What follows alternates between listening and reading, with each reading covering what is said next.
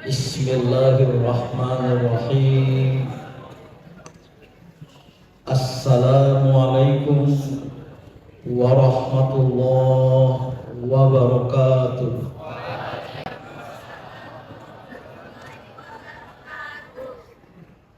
Haqqa hamdih wa syukru lillahi haqqa syukrih, wala hawla wala quwwata illa billahil aliyyil azim.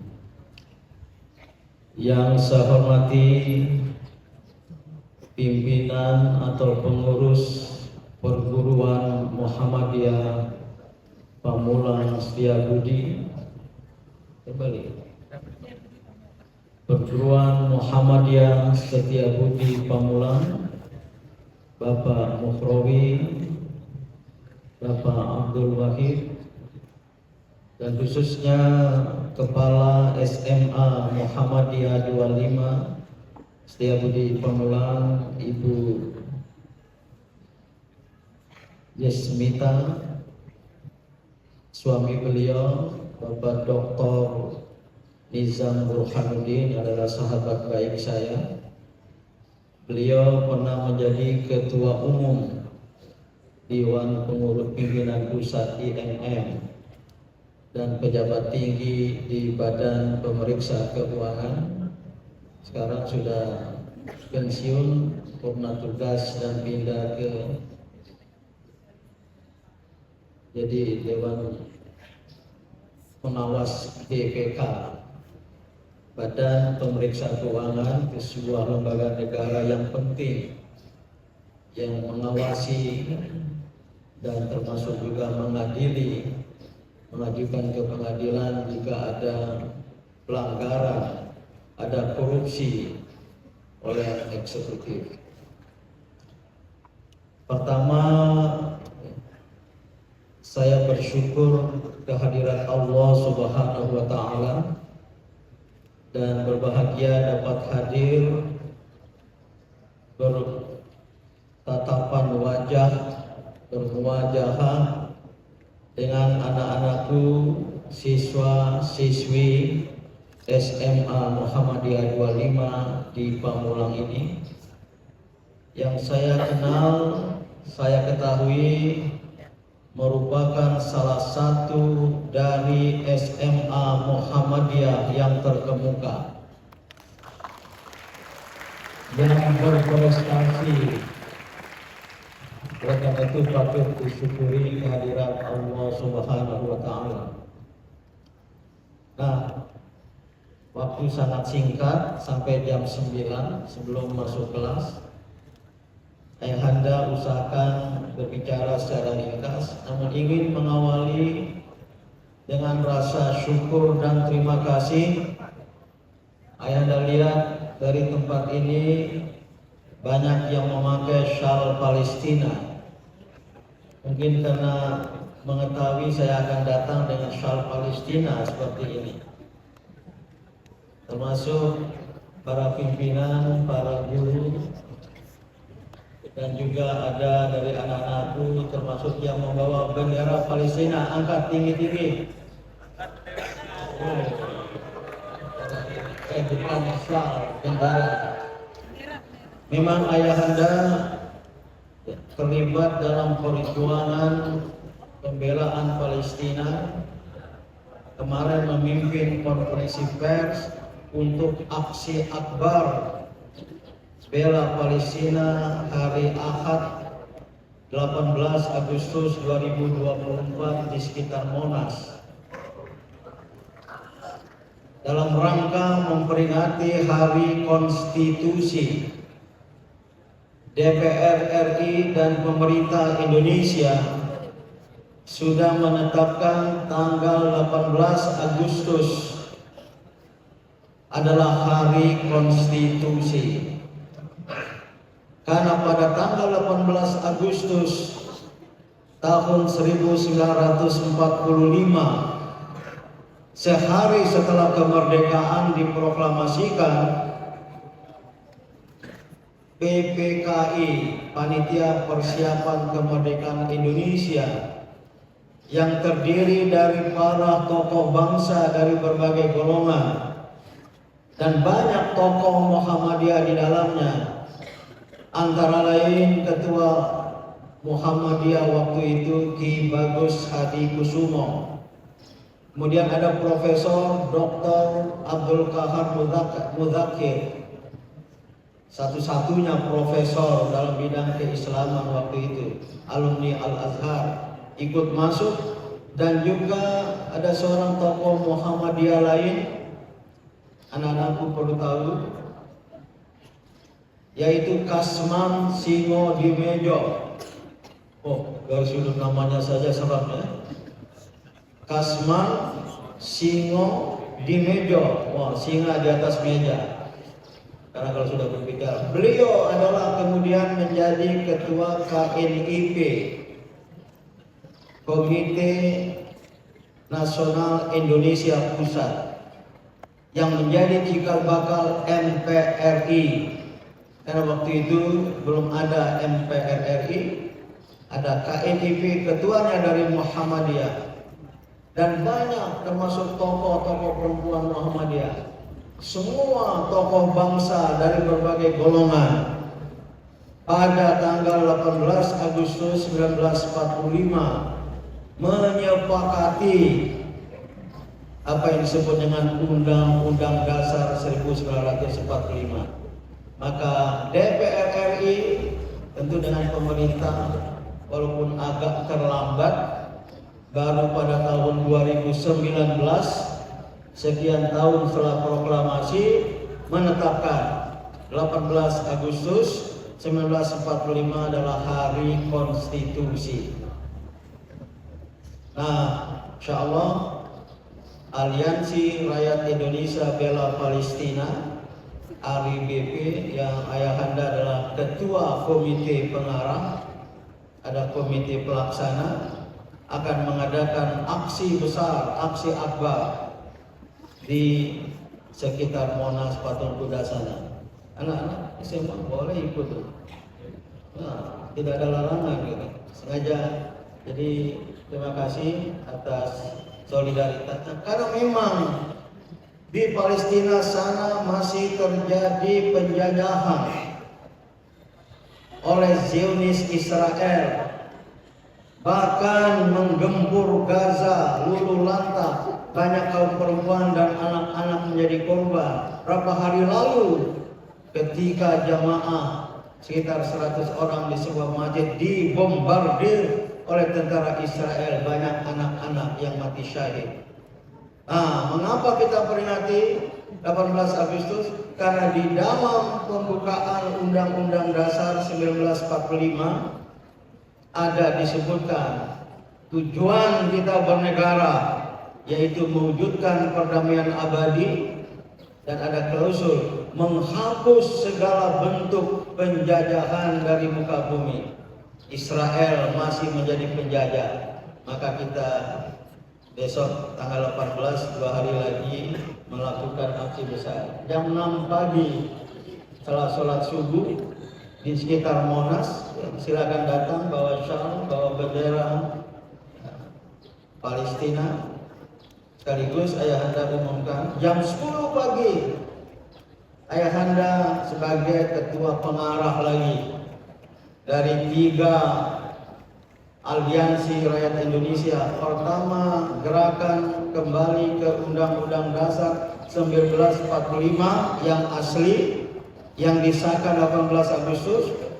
Karena yang diterapkan sekarang bukan Undang-Undang Dasar 1945 asli, tapi Undang-Undang Dasar 2002, itu yang menjadi sumber masalah kekacauan bangsa sekarang ini dalam bidang ekonomi, dalam bidang politik, bersama dengan Gerakan Penegak Kedaulatan Rakyat GPKR. Kedua-duanya ayahanda sebagai presidium, ini para tokoh Indonesia bergabung di dalamnya. Dan ada satu organisasi lagi, Front Penegakan Daulat Rakyat. Maka bertiga mengadakan aksi besar-besaran jam 10 pagi, tapi tempatnya di depan gedung rakyat, gedung MPR RI. DPR RI dan DPD RI jam 10 pagi. Ini baru pembuka. Izinkan ini Minister.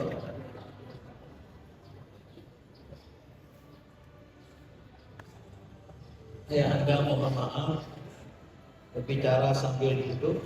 Kemarin sore di terapi lutut kiri disuntik. Dalam 3 hari jangan banyak berdiri dulu ya. Sholat pun masih di atas kursi, karena dari sujud ke berdiri itu ini masih ada korban di sini. Jadi silakan sambil duduk ya. Yang di belakang bisa lihat.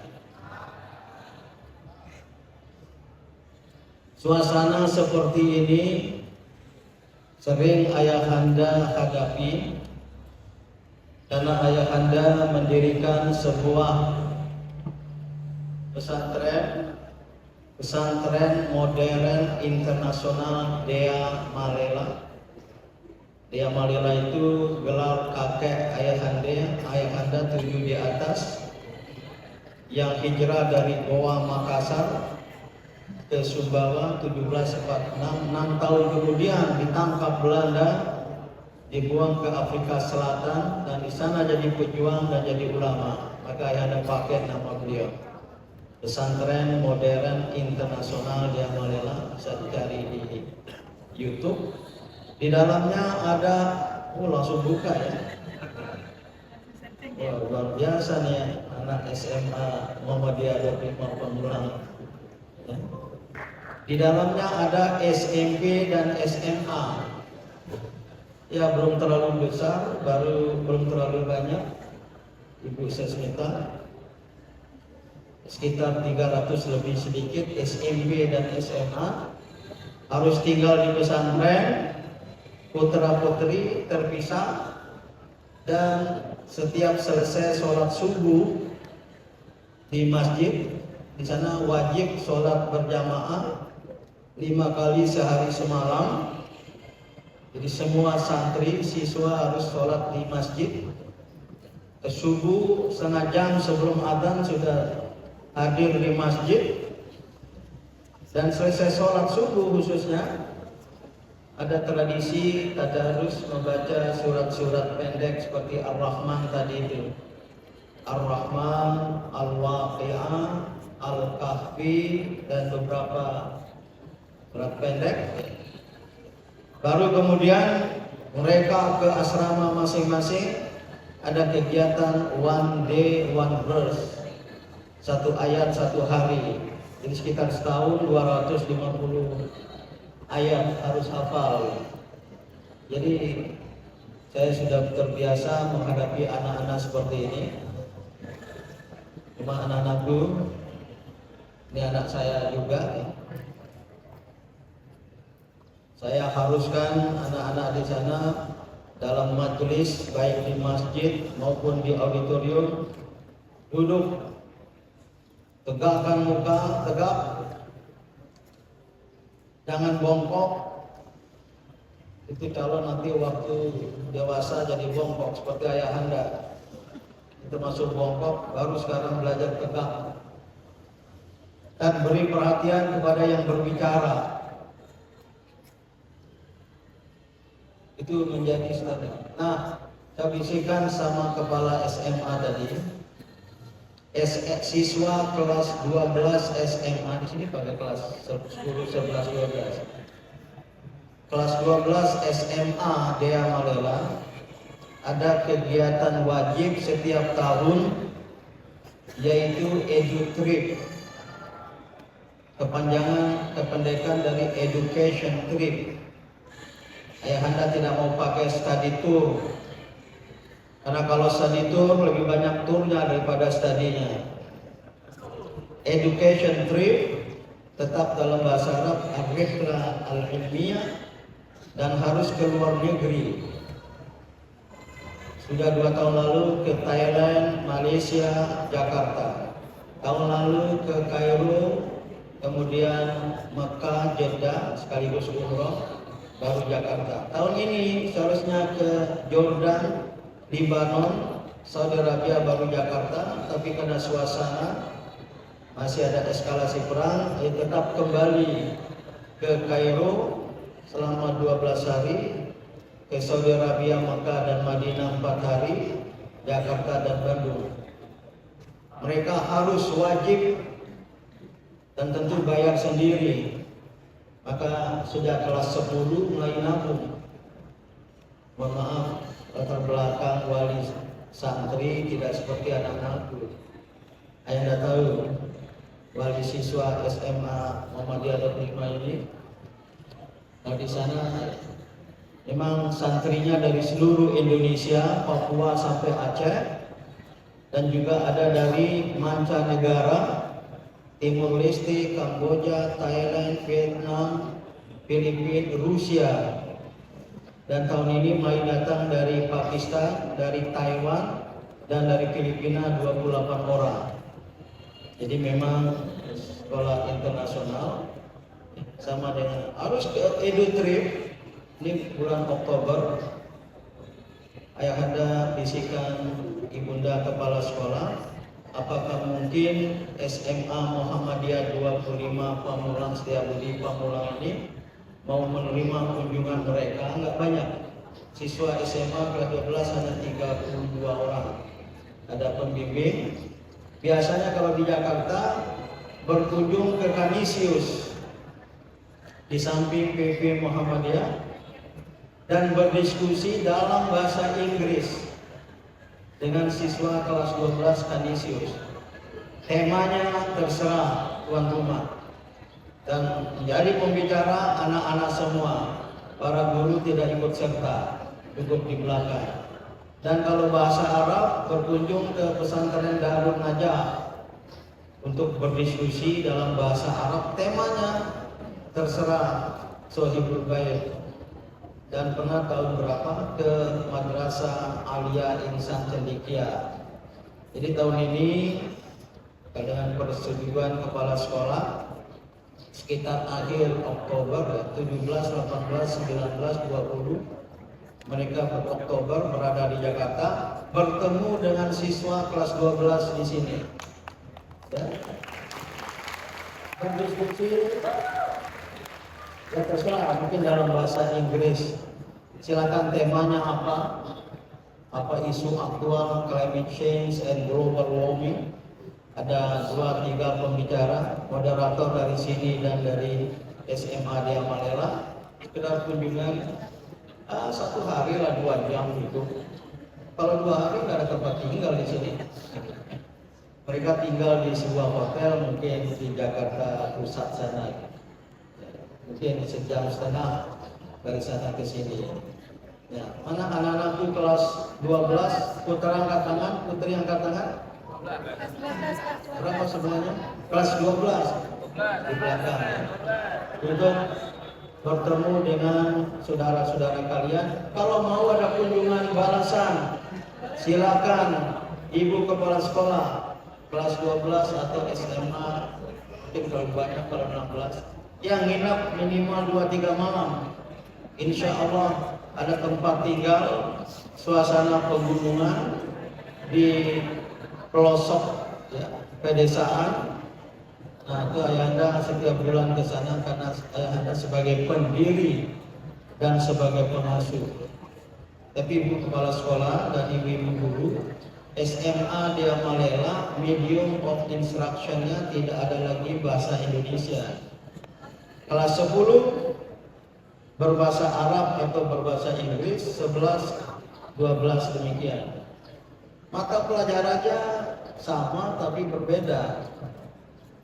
Karena ayahanda bin Syamsuddin sendiri merancang tidak ada jurusan IPA, IPS atau bahasa. Waktu awal pendirian Kemendikbud mendesakkan ini jurusan apa? Kepala sekolahnya sebiarkan menjawab. Karena tidak dipisah antara IPA, IPS. Maka mata pelajarannya 2, Integrated Natural Sciences, IPA terpadu, Integrated Social Sciences, IPS terpadu, dengan Integrated Islamic Sciences. Kalau yang Islam tidak hanya 2 berapa jam sekarang? Ya, pendidikan agama di SMA 8 jam. Sana menjadi 3, 4, 5 mata pelajaran. Jarul Al-Aqidah, begitu kelas 10, nama mata pelajarannya Ilmul Kalam bil Lughatil Arabiyyah. Karena ilmu tauhid sudah di SMP.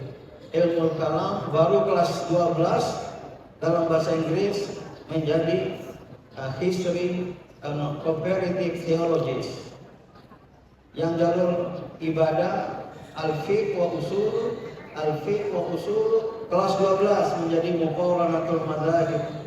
Baca buku kitab Arab Gundul Bidayatul Mujtahid. Dan Anda pentingkan tarikh al-hadarah al-islamiyah, sejarah peradaban Islam. Karena umat Islam ini sering buta sejarah dan mengalami historical missing link atau intellectual missing link, keterputusan intelektual. Ini mohon maaf Anda dahulukan sebagai pembicara. Yang ketiga, ini sampai jam 9 ya. Yang ketiga terkait dengan anak-anakku. Anak-anakku pada usia SMA seperti sekarang ini, tegakkan badan, angkat kepala, jangan belajar bongkok.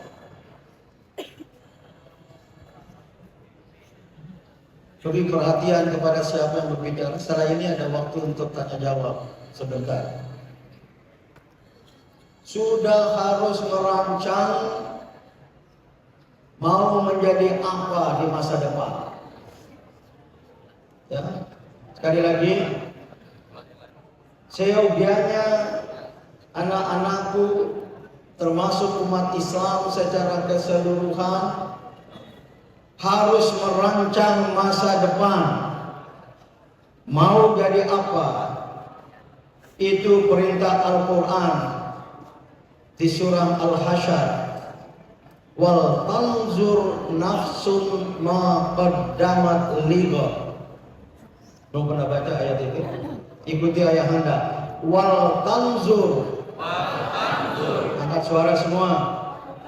Wal tanzur. Nafsun ma qaddamat lighad. Wal tanzur nafsun ma qaddamat lighad. Wal tanzur nafsun ma qaddamat lighad. Apa di surat Al-Hasyr sekitar ayat 18. Allah berfirman, dia dahului dengan ajakan kepada ketakwaan. Ittaqullah. Baru kemudian wal tanzur nafsun. Hendaklah setiap diri, ayo perhatikan. Nafsun itu diri, self, bukan jiwa, bukan nyawa, diri. Jamaknya nanti anfusakum, anfus. Hendaklah setiap diri, yourself, the self. Tanzur, tidak sekedar melihat dengan mata kepala, tapi dengan mata pikiran, munazarah. Wal tanzur, memperhatikan, mengobservasi, melihat. Ma qaddamat, apa yang dia telah siapkan, lighad, untuk hari depan. Ini pesan Al-Quran yang sangat kuat sekali. Wal tanzur nafsun ma qaddamat lighad. Ya, sama-sama. Wal tanzur nafsun ma qaddamat lighad. Putra, wal tanzur nafsun ma qaddamat lighad. Putri,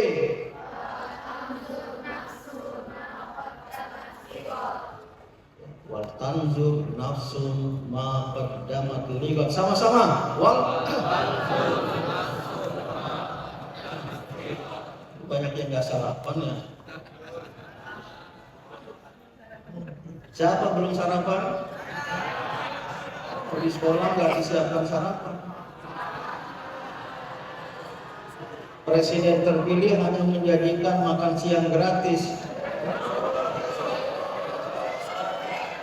bukan makan pagi gratis. Harus siapkan masa depan. Maka yang ketiga, ayahanda pakai nomor ya. Ayahanda menyarankan, kalau di sekolah ayahanda bilang menyarankan itu memerintahkan. Ayahanda menyarankan anak-anakku setelah ini membuat dalam secari kertas cukup 1 halaman waktu, bila perlu tulisan tangan, tidak perlu ketik komputer. Menyarankan untuk menulis a planet future, masa depan yang berencana, atau future plan, a planet future, masa depan yang mau jadi apa, termasuk ibu kepala sekolah untuk tingkat SMA ini sudah ada bayangan dan mimpi mau jadi apa, dan akhirnya masuk nanti di perguruan tinggi, fakultas atau jurusan prodi apa. Pada suara apa? Oh, karnaval ya. Angkat tangan yang mau menjadi ulama. Ada ya? Yang mau menjadi politisi. Kok angkat tangan 2 kali? Udah, yang mau jadi bupati atau wali kota, yang mau jadi gubernur, mau jadi presiden. Mudah-mudahan tahun 2029 tambah 5 tahun lagi 2034, mudah-mudahan Pak Mobrawi masih hidup, Abdul Wahid masih hidup, Ibu Sesmita masih hidup, ayahanda juga masih hidup. Sekarang 66 tahun tambah 10, 86 ya. Mudah-mudahan tidak pakai tongkat datang ke tempat ini. Kita baca calon presiden dan calon wakil presiden Republik Indonesia waktu SMA, dari SMA Muhammadiyah 25 Seberita. Mungkin setelah dilantik, kunjungan pertamanya ke alma maternya di Pamulang ini, wah, semua siswa SMA kelas 10, 11, 12, 24, 26, 26 menyambut beliau nanti datang ke tempat ini. Jangan-jangan gedungnya sudah berubah ya. Jadi tulis, serahkan ke wali kelas, nanti wali kelas menyampaikan pada saya kopinya. Kapan-kapan ayahanda datang, memang nggak bisa rame-rame begini, kita diskusikan. Kalau mau jadi presiden, wakil presiden Republik Indonesia, sekolahnya harus yang relevan. Sebenarnya semua jurusan bisa, tapi dia harus lakukan tamat SMA Muhammadiyah 25, masuk kemana, S2 kemana, jangan berhenti di S1. Jangan berhenti di S1, lanjutkan ke S2. Bila perlu S3. Anak-anakku yang pergi, jangan tamat SMA menikah. Ada yang mau menikah tamat SMA di sini? Gak ada. Minimal tamat S1. Tapi jangan sudah doktor baru menikah. Gak ada laki-laki yang berani, karena calon istrinya doktor, apalagi sudah usia tua. Saya cenderung sampai S2, S1, tambah S2. Sekarang banyak terbuka peluang beasiswa. Anak-anakku, ini ayahanda datang ini nggak mau ceramah-ceramah normatif apa, tapi lebih memberi motivasi. Ya, mohon maaf kalau membandingkan, karena itu teman sama-sama walaupun tidak resmi di bawah Muhammadiyah. Alhamdulillah tamatan SMA dia Malela dari Sumbawa sana. Sekarang sudah ada baru 4 kali wisuda SMA. Karena belum terlalu lama SMA-nya 2017 atau 2018 lupa. Alhamdulillah sudah ada yang diterima di Rusia 3 orang. Tahun ini akan berangkat 6 orang. Sudah lulus di Pusat Kebudayaan Rusia di Jakarta PKR, ada wawancara, ada seleksi. Alhamdulillah sudah ada 4 orang tambah 2 orang ke Turki, kuliah di berbagai perguruan tinggi di Turki. Ada 4 tambah 2 orang ke International Al-Bukhari University di Malaysia. Ada 1 orang diterima di Amerika, North American University. Baru kemarin ayahanda dia bilang saya sudah selesai semester 1, mau masuk semester 2. Alhamdulillah saya bisa mengikuti kuliah. Ada 1 orang ke Filipina, the University of the Philippines. Ada 1 orang ke Riyadh, Jami'ah Imam Saud, Jami'ah Malik Saud, kuliah Usuluddin. Ada 2 orang sudah diterima di Al-Azhar lewat seleksi Kementerian Agama dan sudah berada di sana. 4 orang akan berangkat bulan ini sebagai hasil komunikasi ayahanda dan Syekh Al-Azhar. Menerima 4 orang. Waktu Syekh Al-Azhar datang ke PP Muhammadiyah beberapa waktu lalu menjanjikan beasiswa 10 orang kepada Muhammadiyah untuk melanjutkan studi ke Al-Azhar. Jadi walaupun SMA, why not? Tapi harus ada sedikit pengetahuan bahasa Arab. Saya kira dorong siapa pendidik agama di sini, tingkatkan juga bahasa Arab dan pengetahuan keislaman.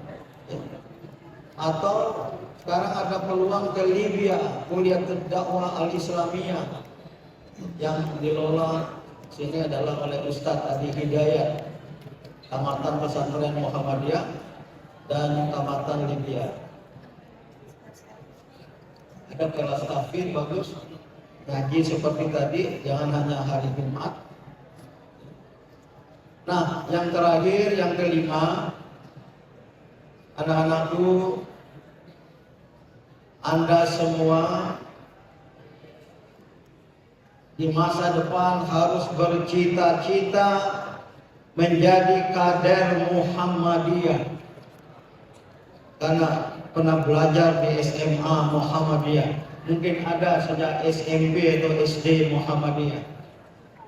Tapi tidak sekedar menjadi kader Muhammadiyah, bisa menjadi pimpinan Muhammadiyah, boleh menjadi pimpinan amal usaha Muhammadiyah, sekolah-sekolah Muhammadiyah, rumah sakit Muhammadiyah.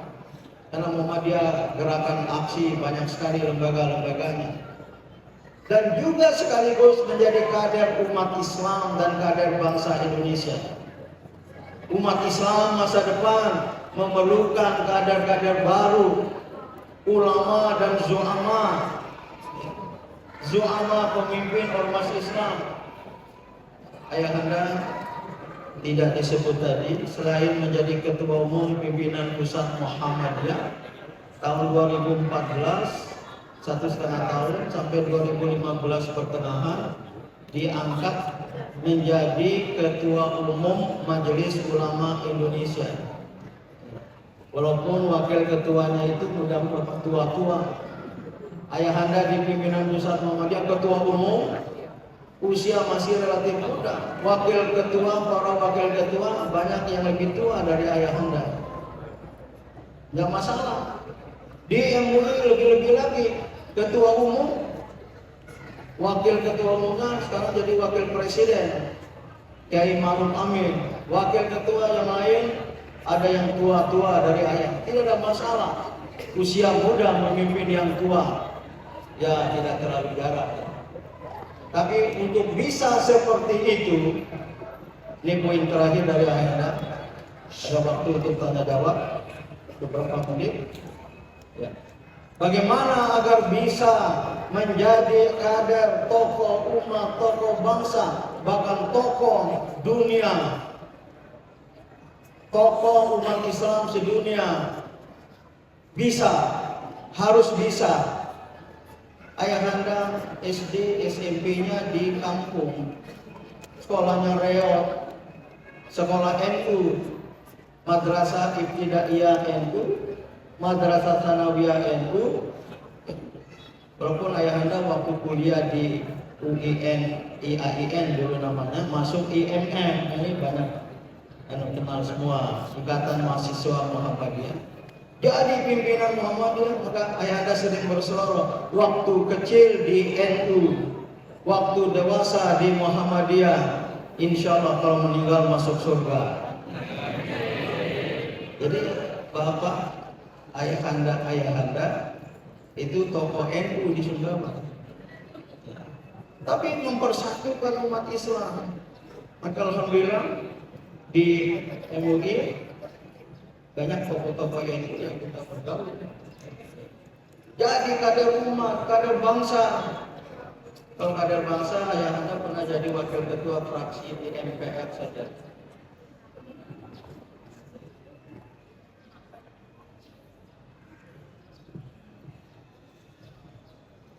Dan juga berkiprah di tingkat internasional. Tadi nggak dibaca. Ayahanda banyak sekali posisi internasional. Bukan bermaksud ria. Mungkin ada pelajaran, lessons learned, ibrah yang bisa anak-anakku ambil.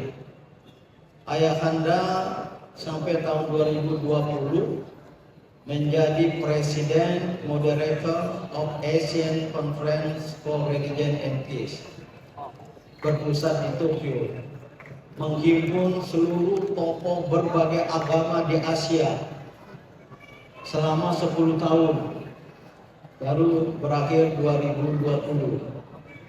Dan oleh karena itu ayahanda menjadi salah seorang co-presiden. Kenapa co-presiden? Presidennya 15 orang, dari Islam 3, satu dari Timur Tengah, ulama besar Syekh Abdullah bin Baidah, dari Afrika, ya, dari Senegal, dan dari Asia. Ayahanda mewakili umat Islam Asia, menjadi co-presiden, salah seorang presiden dari World Conference of Religion for Peace, konferensi dunia agama dan perdamaian yang berpusat di New York. Kantor kami berseberangan dengan gedung PBB.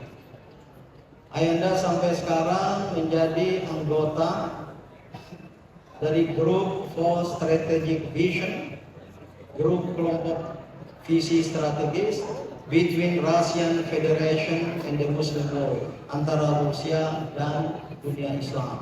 Maka sekali, 2 kali setahun rapat di Moskow, rapat di Kazan. Ini baru 2 bulan lalu rapat terakhir, sidang terakhir.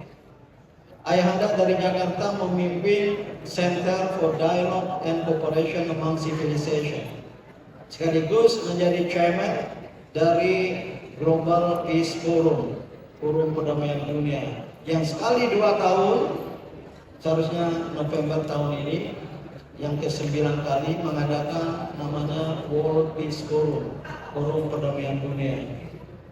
Baru terakhir diangkat lagi sebagai chairman, ketua Global Fulcrum of Wasatiyat Islam, poros dunia wasatiyat Islam. Anak-anakku sengaja ayahanda sampaikan ini untuk bisa sampai diberi amanah seperti anak-anakku lebih hebat. Dulu SD SMP ayahanda nggak sebagus SMP SD yang anak-anakku masuki. Tapi kalau tingkat SMA, ayahanda ke Gontor, Pondok Modern Gontor, selama 4 tahun. Kuliah di Ciputat, langsung 4 tahun selesai jadi dosen, dan kemudian 4 tahun kemudian dikirim ke Amerika Serikat, meraih gelar S2, MA, dan meraih gelar doktor dari University of California, Los Angeles, UCLA. Bisa anak-anakku. Maka jangan bilang tidak bisa. Insya Allah Kalau mau, nah ini resep. Dengar. Saya tahu sudah agak siang. Di sana sudah kepanasan. Salah sendiri duduk di situ. Ya, anak-anakku mau tahu tipnya? Tanamkan dalam diri, pegang kunci kesuksesan. Mafatihun najah. Katakan mafatihun najah. Keras suaranya. Mafatihun najah.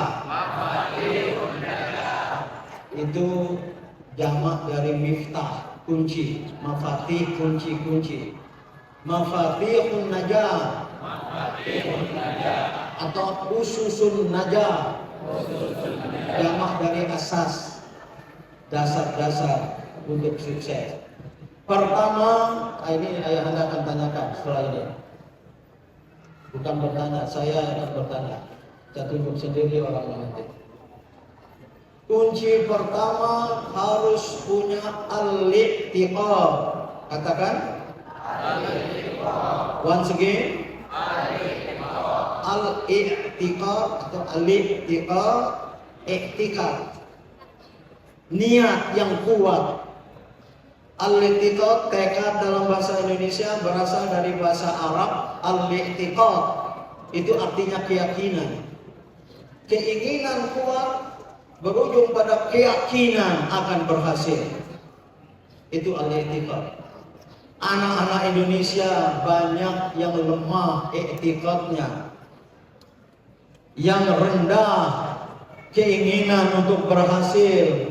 Nanti tamat ini terserahlah saya jadi apa, saya jadi apa.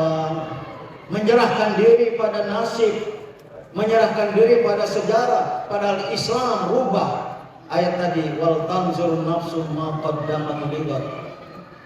Harus ada al-i'tiqad yang kuat. Ada sebuah kata hikmah, idza sadaqal azmu wadohas sabil. Ikuti saya. Idza sadaqal azmu wadohas sabil. Sekali lagi, idza sadaqal azmu wadohas sabil. Jika azam membaca, jika tekad membaca, jika al-i'tiqad kuat, wadohas sabil, jalan terbuka. Jangan pesimis. Jangan merasa takut untuk menghadapi masa depan, tapi harus dimulai dengan tekad, azam, tekad yang membaca, jalan terbuka. Saya nggak bisa menerima kalau ada anak-anak muda hidupnya itu pesimis, hidupnya ragu-ragu, skeptis untuk menghadapi masa depan. Siapkan masa depan dengan tekad. Baru yang kedua, miftahun najah, kunci keberhasilan, tidak hanya tekad, harus disertai dengan perbuatan yang bertanggung jawab dan menjelmakannya secara tekun, yaitu yang kedua al-itqan. Katakan al-itqan. Keras suaranya. Al-itqan. Dua, ulang lagi. Al-itqan. Nomor satu. Bukan al-itqan. Nomor satu tadi apa? Al-i'tiqad. Yang kedua al-itqan, menjadi bahasa Indonesia tekun. Tekun dalam melaksanakan langkah-langkah masa depan. Ketekunan itu bekerja secara bertahap, kecil jadi besar. Ada hadis, Allah menyintai hambanya yang jika berbuat perbuatan dia menekuninya. Anak-anakku harus tekun dalam belajar. Menghadapi pelajaran di SMA ini tidak ada anak bodoh, kecuali kalau dia tidak fokus. Kalau dia fokus, ketika guru-guru memberikan pelajaran, ketika ada yang berceramah seperti ini, mahal, saya jarang berceramah seperti ini. Kecuali ke anak-anak sendiri di pesantren. Ini belum pernah diundang oleh SMA Muhammadiyah manapun di Jakarta ini. Baru SMA Muhammadiyah Setiabudi Pekalongan. Ini bukan hanya teori, ayahanda praktekkan, ketekunan. Kalau anak-anakku belajar pelajaran sekolah, ulang lagi di rumah. Waktu guru memberi pelajaran, perhatikan, konsentrasi. Jangan kemana-mana pikirannya melayang. Itu dia akan tidak paham. Kemudian ujungnya menjadi anak bodoh. Sesungguhnya tidak ada anak bodoh yang hasil pelajarannya rendah kecuali kalau dia tidak konsentrasi di dalam kelas maupun di ruang kelas. Sudah dipengaruhi oleh pikiran-pikiran yang mengajak kepada kesesatan di luar sana. Maka anak-anak tekun belajar al-itqan. Itu ada dasar hadis. Yang ketiga, kunci kesuksesan itu ya biar mudah, itu al-ihsan. Apa? Berbuat terbaik. Ada definisi al-ihsan yang lain, tapi al-ihsan ini hasan baik, al-ihsan terbaik. Berusaha menjadi yang terbaik. Jangan mau kalah. Ayahanda katakan ini, ayahanda praktekkan. Kalau ada teman sekelas dia juara, ayahanda tidak cemburu, tidak iri sama dia, ya. Tapi ada kecemburuan dalam arti ya, bersaing secara sehat. Kenapa dia bisa? Kenapa saya tidak bisa? Ayo dengar semua, anak-anak Muhammadiyah, anak-anak umat Islam. Kalau ada siswa sekolah dari kelompok agama lain ternyata berprestasi, kepala sekolah saya lihat dari SMA terbaik, penabur, kanisius, hanya ada satu insan cendekia. Tidak ada satu pun Muhammadiyah dari sudut SMA. Dulu tahun 90-an waktu ada ICMI banyak kita bicarakan, dari 40 SMA terbaik Indonesia, dari sudut lulusannya bisa masuk ke pusat-pusat keunggulan, UI, ITB, IPB, Gajah Mada, UNER, ITS dan lain sebagainya. 1 sampai 36, mohon maaf, SMA yang dikelola oleh umat Kristen. Baru ada 37 sampai 40 SMA negeri, termasuk SMA 8 di bukan Tebet, di Bukit Duri, di SMA 8. Alhamdulillah SMA Muhammadiyah mulai muncul sekarang, ada yang unggul. SMP, SMA di Surabaya, di Malang, di Yogyakarta. Saya sarankan waktu itu, anak-anak Muhammadiyah jangan mau kalah, apalagi mengalah. Tampilkan sikap dalam diri menjadi yang terbaik. Ikuti ayahanda, why not the best? Angkat tangan, why not the best? Masih yang belum angkat tangan, why not the best? Mengapa tidak menjadi yang terbaik? Itu kalimat lengkapnya berbunyi, to be good is not good enough. Ikuti, to be good is not good enough, ya. Menjadi baik tidak cukup baik. Why not the best? Kenapa tidak menjadi yang terbaik, the best?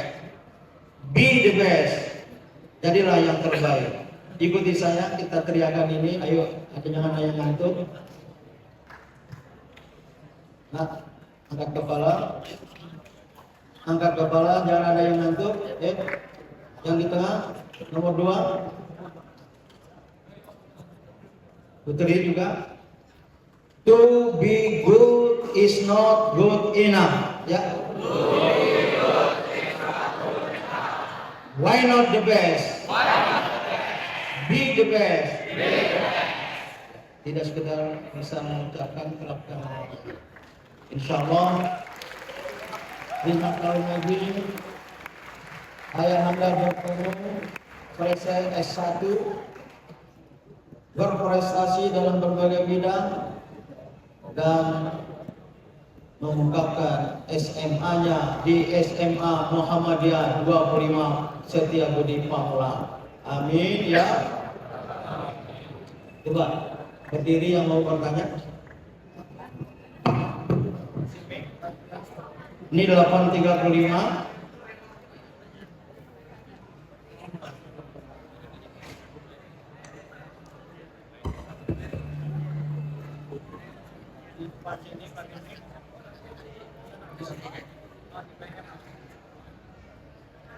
Bismillahirrahmanirrahim. Assalamualaikum warahmatullahi wabarakatuh. Perkenalkan, Bapak, nama saya Muhammad Syafi Behaki. Saya dari IPM. Saya ingin bertanya Bapak tentang isu-isu yang sedang panas akhir-akhir ini, yaitu Muhammadiyah menerima tambang, Pak. Nah, saya ingin bertanya Pak, Bapak sempat mengkritisi tentang hal ini Pak, di mana Bapak pernah menyebutkan ini akan menjadi wadah untuk korupsi, ya betul ya Pak? Dan jika kita masuk ke dalam struktural tersebut, kita tidak bisa menjadi solusi lagi gitu. Lalu siapa yang akan memberi solusi? Di sini saya ingin bertanya Bapak tentang politik identitas Bapak. Dalam konteks politik identitas yang semakin menonjol, bagaimana Muhammadiyah tetap menjaga netralitas dan tetap menjadi organisasi yang inklusif? Terima kasih Bapak. Wassalamualaikum warahmatullahi wabarakatuh. Dari IPM cabang ranting SMA. Ini masih siswa kelas 12. Iya. Ayahanda sebenarnya tidak berbicara tentang itu, tapi berbicara sesuai topik yang diminta tentang hal lain. Tapi ini penting diketahui, ya, hubungan Muhammadiyah dengan negara ini. Ini ada wartawan ya? Ini ada wartawan, supaya hati-hati mengutipnya. Sebenarnya harus setara. Muhammadiyah kita ini sudah lahir sebelum negara ada, tahun 1912, dan banyak dari kalangan Muhammadiyah yang ikut mendirikan negara ini. Itu harus sudah diakui dan diterima. Maka saya berpendapat sikap positioning Muhammadiyah negara itu harus setara. Jangan menjadi subordinat istilahnya terhadap negara, dan jangan bertekuk lutut kepada negara, pada pemerintah, apalagi kalau salah. Muhammadiyah terkenal dengan prinsip al-amru bil ma'ruf wan nahyu 'anil munkar, amar ma'ruf nahi munkar, menegakkan kebenaran, mencegah kemungkaran. Maka kalau pemerintah baik dan benar, kita dukung. Tapi kalau pemerintah tidak baik dan tidak benar, melakukan kemungkaran, apalagi melanggar nilai-nilai agama, harus kita kritik. Itulah amar ma'ruf nahi munkar yang dipegangi oleh Muhammadiyah. Kalau sekarang ada anggota Paskibraka yang diminta mencopot jilbabnya, ada dari SMA Muhammadiyah 25. Kalau ada, mundur. Buat apa tampil dengan ya yang bersifat tahunan menjadi anggota Paskibraka, tetapi diminta untuk apa? Membuka jilbab, melanggar nilai agama, kemungkaran. Ini ayahanda tidak mau ikut. Sudah banyak yang bersuara, termasuk PP Muhammadiyah, termasuk MUI. Sebenarnya kalau ada orang tua, ternyata jumlahnya belasan gitu, atau 20-an. Kalau seandainya dipaksa seperti itu, tarik mundur. Tidak ada artinya menjadi anggota Paskibraka sekian jam itu, daripada kemudian kita meninggalkan agama kita. Tapi alhamdulillah ada yang menarik. Presiden sudah mengubah. Ada juga bagus itu. Kalau ada putri saya, langsung saya minta mundur. Atau mungkin kalau ada anak-anak dari SMA Muhammadiyah mana, itu satu umpamanya ya. Oleh karena itu ya, kepada penanya tadi, Muhammadiyah itu harus bersikap tegas bahwa kita mendukung pemerintah kalau baik dan benar. Mengapa sebenarnya ayahanda nggak mau bicara soal penerimaan izin usaha pertambangan IUP yang diberikan kepada NU dan Muhammadiyah?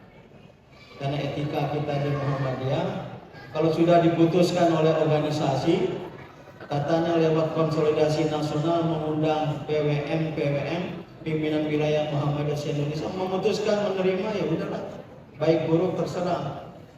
Saya sebagai mantan ketua umum dibujuk-bujuk oleh pers, diundang untuk diskusi, dialog di televisi, nggak mau. Saya bilang ketika kami di Muhammadiyah, kalau sudah menjadi keputusan organisasi, baik buruk, salah benar, tanggung jawab pimpinan. Kami tidak ingin berbalas pantun di ruang publik. Itu sikap ayahanda.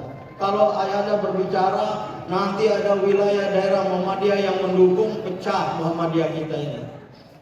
Buktinya ada yang berdemonstrasi ke Universitas Aisyah waktu penyelenggaraan konsolidasi nasional itu. Nah, itu tadi ya. Jadi sekali lagi sikap Muhammadiyah ini memang wasatiyah, karena kita ini ummatan wasata, arti ummatan wasatiyah itu jalan tengah. Tapi tidak berarti moderat apalagi lembek. Wasatiyah itu lebih dari sekedar moderat. Maka ayahanda tidak setuju dengan isu gagasan moderasi beragama yang didengung-dengungkan oleh pemerintah. Iya, tapi moderasi beragama itu harus proporsional. Ayahanda mengadakan pertemuan tokoh-tokoh ulama sedunia, tokoh-tokoh cendekiawan muslim sedunia bulan Mei tahun 2018 di Bogor. Nama kegiatannya waktu itu High Level Consultation of Muslim Scholars on Wasatiyat Islam. Ayahanda baru ingat ya, pernah menjadi utusan khusus Presiden untuk dialog dan kerjasama antar agama dan peradaban setingkat menteri. Mulanya ayahanda nggak mau, 2 kali dipanggil ke istana, mohon maaf Bapak Presiden, saya tidak bersedia. Saya sudah menjadi presiden tokoh agama se-Asia dan co-presiden tokoh-tokoh berbagai agama sedunia. Tapi pertemuan ketiga ini ada orang lain, bro, ini, oke. Bismillah saya terima dengan syarat. Nah itu kalau jadi tokoh Muhammadiyah itu tidak terbuai dengan jabatan, itu jabatan bergengsi setingkat menteri, ada fasilitas, apalagi utusan khusus presiden. Ayahanda taruh syarat, Bapak Presiden atasi kesenjangan ekonomi antara umat Islam dengan segelintir orang yang menguasai ekonomi nasional. Setahun ayahanda tadi, Mbak Muda itu Prof. Ayahanda mengusulkan supaya 456 pengusaha muslim Muhammadiyah diangkat setingkat Taipang. Nggak bisa katanya. Sekarang bahkan mau membeli IUP yang sebenarnya nggak jelas lahannya, jangan lahan-lahan bekas. Tapi sudahlah ya, itu keputusan organisasi. Saya tidak mendukung, tapi juga tidak mau menolak menentangnya di ruang publik. Itu sikap etika kita. Dari putri satu orang, ya. Tolong kasih mic, tolong mic. Anak putra ambil mic kasih.